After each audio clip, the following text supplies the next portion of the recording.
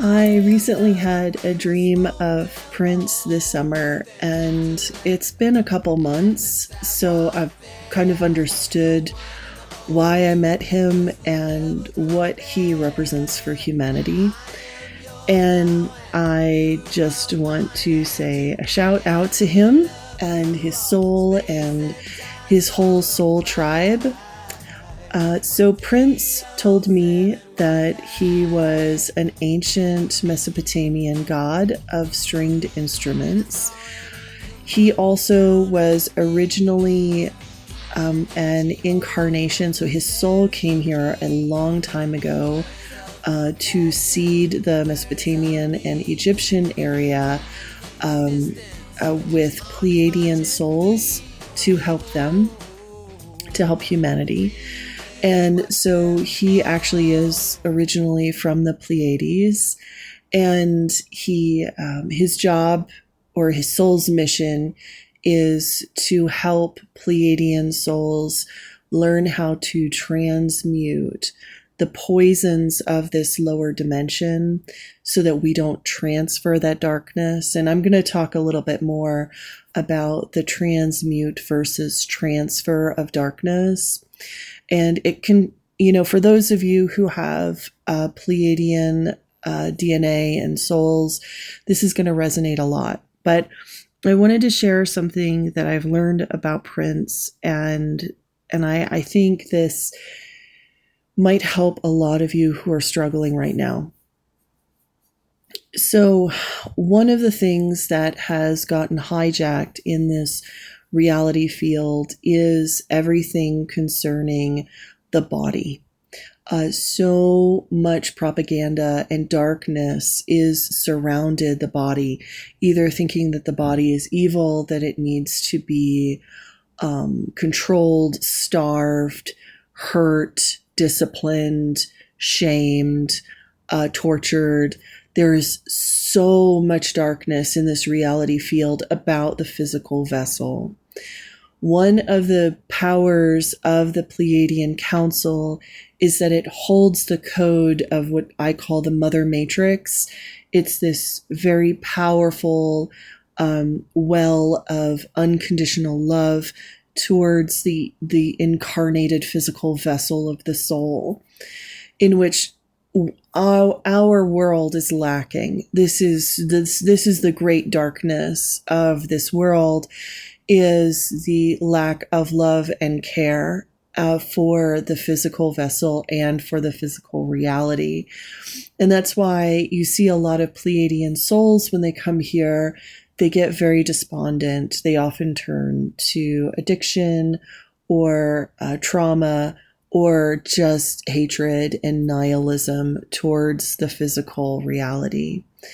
And one of Prince's, one of his jobs for his soul was to remind all of us, to remind us of our goal as those, especially those of us from the Pleiades, that we are to remember to share that unconditional love towards the physical reality, which includes nature.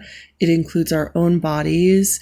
It includes every body that we come across, every human, every animal, every plant, to respect its sovereignty, to worship it, to adore it, to allow us to return back to our original matrix, mother, like our unconditional love matrix. And so through his songs and through his life, he very much was coaching people.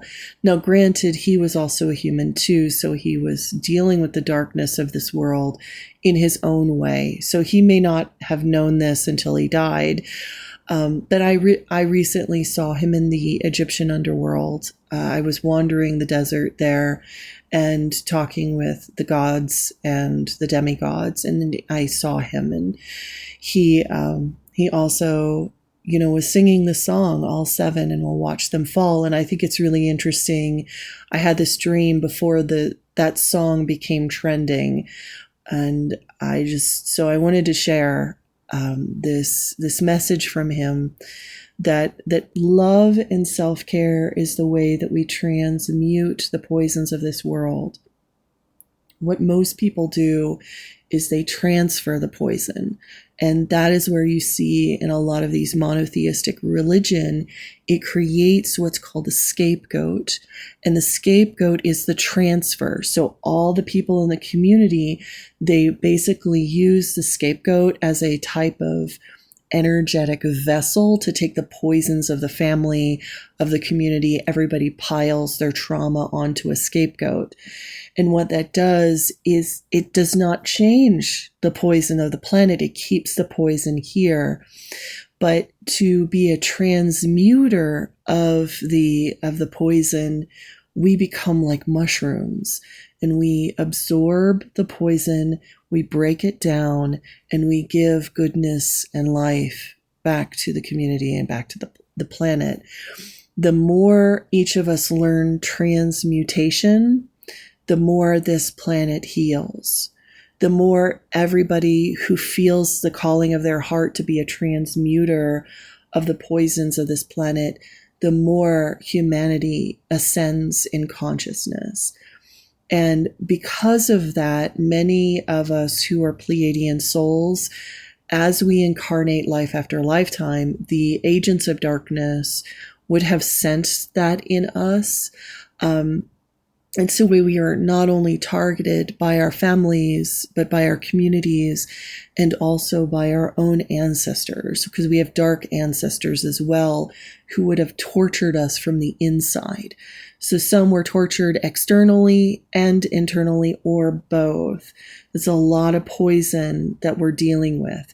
So one of the things that Prince has taught me is that self-care and finding spaces to be completely safe and joyful, and finding people that you can be safe and joyful with, reclaiming that innocence, reclaiming that joy and love and sensuality and self-care is going to help you transmute those poisons. And the more you practice self-care, the more you take care of your physical vessel, nourish your body, don't starve it. Care for your body, don't push it to exhaustion. The more you rest, the more you massage yourself, the more you anoint yourself in oils, the more that you take sensual baths. Listen to music that makes you feel happy. Move your body in joy and gladness. The more you do that each and every day, the more you transmute those poisons. Now, when you do this, you might cry. You might have a welling of emotions that come up within 24 to 72 hours after doing these rituals of joy. And that is perfectly natural. The body is sending up more toxins to be transmuted.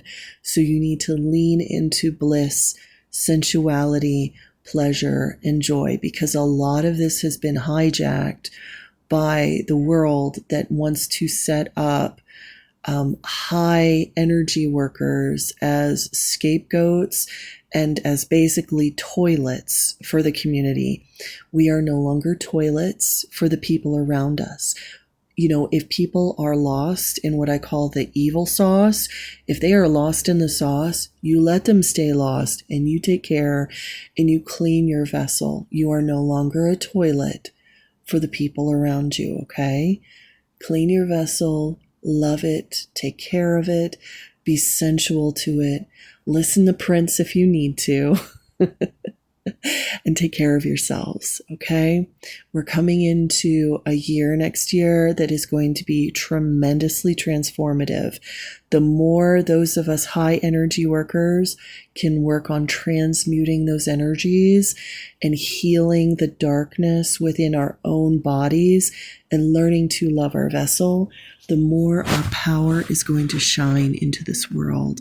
And there will be more pink light of unconditional love from the Mother Matrix into this planet.